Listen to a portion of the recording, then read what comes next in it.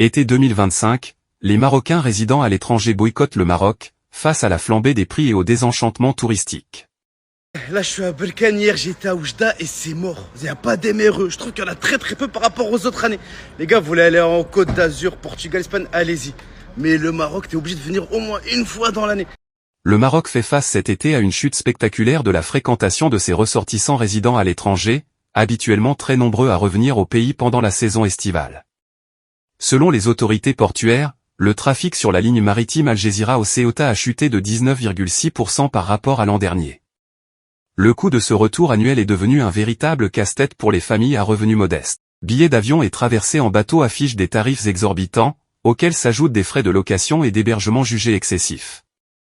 Témoignage à l'appui, plusieurs éméreux disent avoir dû renoncer à rentrer au Maroc, préférant des destinations comme l'Espagne ou le Portugal, offrant meilleure qualité de service et prix plus abordables.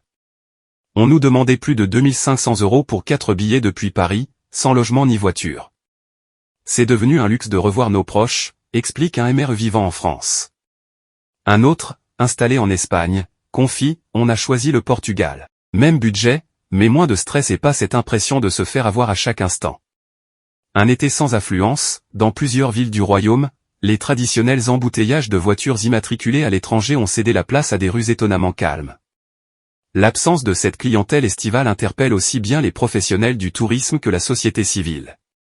Le ras-le-bol ne touche pas seulement les expatriés. De nombreux Marocains résidant au royaume optent pour des séjours à l'étranger, en quête de tranquillité, sécurité, et services de qualité, loin de l'arnaque généralisée pointée par certains. Le président de la FMDC, Fédération marocaine des droits du consommateur, regrette que les familles marocaines ne trouvent pas sur place des lieux adaptés à leurs enfants, ni des prestations dignes du prix payé. Cette situation révèle une crise plus profonde, le sentiment que le retour au pays est devenu un parcours du combattant, marqué par des attentes interminables à la douane, un accueil peu chaleureux, et une mentalité commerciale orientée vers le profit immédiat, quitte à faire fuir les vacanciers les plus fidèles. Si les autorités n'agissent pas pour rétablir la confiance, notamment en facilitant les arrivées et les retours, l'été 2025 pourrait bien symboliser un virage durable dans les habitudes touristiques des Marocains du monde. Une tendance préoccupante alors que les MRE représentent une source clé de devises pour l'économie nationale.